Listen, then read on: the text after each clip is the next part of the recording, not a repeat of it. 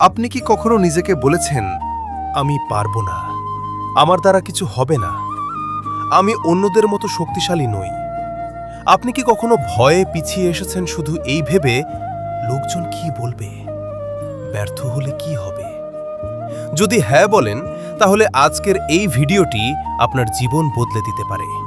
কারণ যিনি ভারতকে আত্মবিশ্বাস শিখিয়েছিলেন, যিনি বিশ্বমঞ্চে দাঁড়িয়ে ভারতকে মাথা উঁচু করে দাঁড়াতে শিখিয়েছিলেন, স্বামী বিবেকানন্দ স্পষ্ট করে বলেছিলেন, নিজেকে দুর্বল ভাবা পাপ। আজ আমরা বুঝব কেন তিনি এটাকে পাপ বলেছিলেন, আর কেন এই একটি ভুল চিন্তাই মানুষের জীবন ধ্বংস করে দেয়। প্রথমে একটি বিষয় পরিষ্কার করি। স্বামী বিবেকানন্দ যখন পাপ শব্দটি ব্যবহার করেছিলেন, তিনি ধর্মীয় ভয় দেখাননি। তিনি বোঝাতে চেয়েছিলেন এটি আত্মঘাতী একটি মানসিক অপরাধ। নিজেকে দুর্বল ভাবা মানে নিজের শক্তিকে অস্বীকার করা, নিজের সম্ভাবনাকে হত্যা করা, নিজের আত্মাকে অপমান করা। একজন মানুষ শারীরিকভাবে দুর্বল হতে পারে, একজন মানুষ অর্থনৈতিকভাবে দুর্বল হতে পারে, কিন্তু মানসিকভাবে দুর্বল হওয়াই সবচেয়ে বড় সর্বনাশ। একজন ছাত্র পরীক্ষায় ফেল করতে পারে, একজন যুবক চাকরি না পেতে পারে, একজন ব্যবসায়ী ক্ষতিগ্রস্ত হতে পারে, কিন্তু যখন তারা ভাবে আমি কিছুই না, আমি অযোগ্য, আমি দুর্বল, সেই মুহূর্তেই তারা ভেঙে পড়ে। ব্যর্থতা মানুষকে ধ্বংস করে না, নিজেকে দুর্বল ভাবা মানুষকে ধ্বংস করে। স্বামী বিবেকানন্দ বিশ্বাস করতেন, প্রত্যেক মানুষের ভিতরেই ঈশ্বর আছেন, প্রত্যেক মানুষের ভিতরেই অসীম শক্তি আছে। তিনি বলতেন, তোমার ভিতরেই সব আছে, বাইরে কিছু খুঁজতে যেও না। তার মতে ভয় মানেই দুর্বলতা, আত্মবিশ্বাস মানেই শক্তি। তিনি যুব সমাজকে বলতেন, ভয়কে জয় করো, নিজেকে বিশ্বাস করো, মাথা উঁচু করে দাঁড়াও। কারণ যে মানুষ নিজেকে বিশ্বাস করে না, তার উপর কোনো ঈশ্বরও বিশ্বাস রাখতে পারে না। স্বামী বিবেকানন্দ কখনো বলেননি শুধু প্রার্থনা করো, তিনি বলেছেন নিজেকে জাগাও।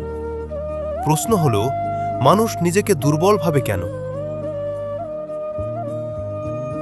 এর পেছনে কয়েকটি গভীর কারণ আছে।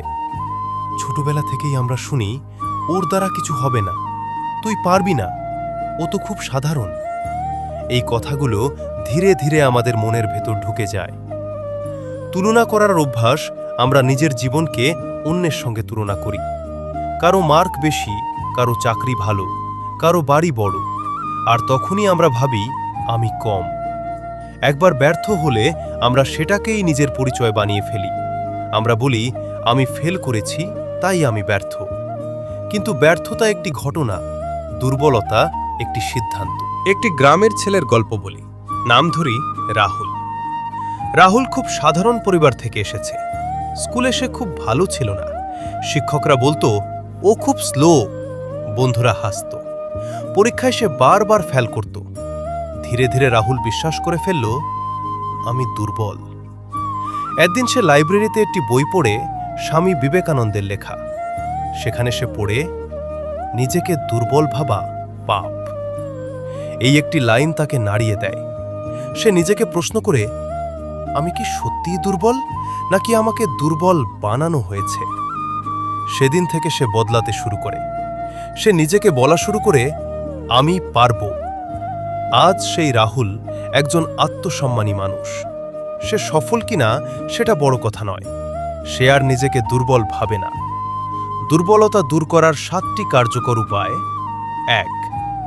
নিজের সাথে কথা বলার ভাষা বদলান। নিজেকে বলুন, আমি শিখছি, আমি চেষ্টা করছি। 2. ভয়কে এড়াবেন না, ভয়ের দিকেই এগোন, ভয়ের ওপারেই শক্তি। 3. দায়িত্ব নিন, অজুহাত ছাড়ুন, নিজের জীবনের দায়িত্ব নিন।